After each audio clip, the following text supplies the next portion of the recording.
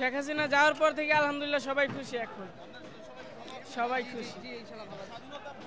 জি জি জি জি জি জি আমরা এখন থেকে স্বাধীনতা আবার উপলব্ধি করতে পারছি। আমি কিভাবে ওবায়দুল কাদেরের মতো বলবো আপনি বলেন? প্যালেস্টাইনে যে মুসলমান তারা হচ্ছে আমাদের কলিজা, বুঝতে পেরেছেন? তারা এখনো মুক্তি পায়নি, আমরা মুক্তি পেয়েছি। আমরা এই উৎসব আয়োজনটা আমরা করতেছি। এখন আমাদের কাছে অনেক বেশি ভালো লাগতেছে, কারণ যারা ছিল তারা তো ভালো ছিল না, তারা আমাদের প্রতি অনেক অন্যায় করছে, জুলুম করছে, তো তাদের স্মৃতি আমরা এখন রাখতে চাই না, এই কারণে আমরা অনেক বেশি খুশি। Thank you. আমার কাছে ভালো লাগতেছে যে 16 বছর যে শেখ হাসিনা যে অত্যাচার করে গেছে গরিবের উপরে, আমাদের জন্য জুলুম করে গেছে। আমরা ওখানে এটার বিক্রিতে আমরা লটমট নিতেছি, নিয়ে আমরা কিছু খাবো টাবো, এতটুকুই। একটু খারাপই লাগতেছে ভাই, বুঝছেন? সব যে মনে করেন উলট পালট হয়ে গেছে। শেখ হাসিনা তো সাধারণ ভুলের কারণে মনে করেন এরকম করছে ভাই। যদি মনে করেন ভুলটা সংশোধন করতো তাহলে তার দেশ চাইরে পলাইতে হইতো না। তো এইটুকু। বর্তমান পরিস্থিতির কথা বললে এই পরিস্থিতি আওয়ামী লীগের নিজের হাতের কামাই। তারা গত 17 বছরে যত যাই করেছে, আজকে মানুষের মধ্যে সেই সব কাজেরই যে রাগ, যে ক্ষোভ, সেই ক্ষোভগুলোই বের হচ্ছে। সেই ক্ষোভগুলোর বাস্তব প্রতিফলনই হচ্ছে এই যে পাশাপাশি দুইটা বাড়ি ধ্বংস হয়ে গেছে। কারণ এই দুইটা বাড়ির সাথে সেই সময়ে শেখ হাসিনার আওয়ামী লীগের অনেক স্মৃতি জড়িত।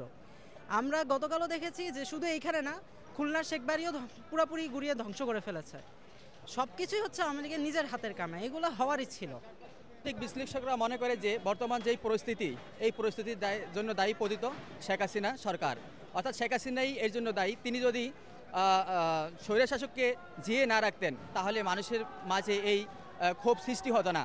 অর্থাৎ দীর্ঘ 15 বছর তিনি মানুষকে তাদের মৌলিক অধিকার, রাজনৈতিক অধিকার, সাংস্কৃতিক অধিকার, কথা বলার অধিকার, অর্থাৎ সকল অধিকার থেকে বঞ্চিত করা হয়েছিল।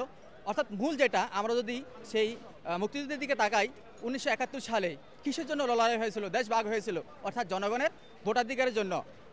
অর্থাৎ ওই সময় পাকিস্তান সরকার মেজরিটি পার্সনের নেতা আওয়ামী লীগকে তারা প্রধানমন্ত্রী করেন নাই। জনগণের ভোটাধিকারের আওয়ামী লীগ যদিও কী হয়ে গেছিলো, নির্বাচিত হয়ে গেছিলো, কিন্তু ওই সময় সরকার জনগণের ভোটাধিকার কেড়ে নিয়েছিল। যে এত বছর যে আমাদের বাংলাদেশকে যা আটকে রাখা হয়েছিল, তারপর বাংলাদেশে যে অত্যাচার করা হয়েছিল তার বিরুদ্ধে হচ্ছে এগুলো সবাই এগুলোকে বিজয়ের যেটা হয় আর কি। জি জি, আমিও খুশি, সবাই একসাথে ভাঙছে, উদযাপন করে আমরা বিজয় হয়েছি। ওই যে লেখাই তখন ইনকিলাব জিন্দাবাদ, বাইরে ব্যাংকে এখানে কি করবে তা তো বলতে পারি না, কিন্তু ভাঙছে, ঠিক আছে, যা ভালো মনে যে সবাই করছে, সবার কথা মানতে তো হয়েছে, সবার কথাই তো হয়েছে এটা। হ্যাঁ, সবার জনতার কথাই তো হয়েছে, একা তো আর কি করে না, এই আর কি। এইটা এখন কি বলবো, একটা হ্যাঁ একটা রিভেঞ্জ, প্রতিশোধ হিসাবে হাসিনা যা যা করছে এটা অবশ্যই সে ঠিক করে নাই, তার প্রতিশোধ হিসাবে আর কি এটা করলো। তার কোনো চিহ্ন তারা রাখতে চায় না, কর্মফল আর কি বলতে পারেন। এটাই ভালো লাগছে না আসলে, এত বিশৃঙ্খলতা ভালো লাগছে না কোনোভাবেই।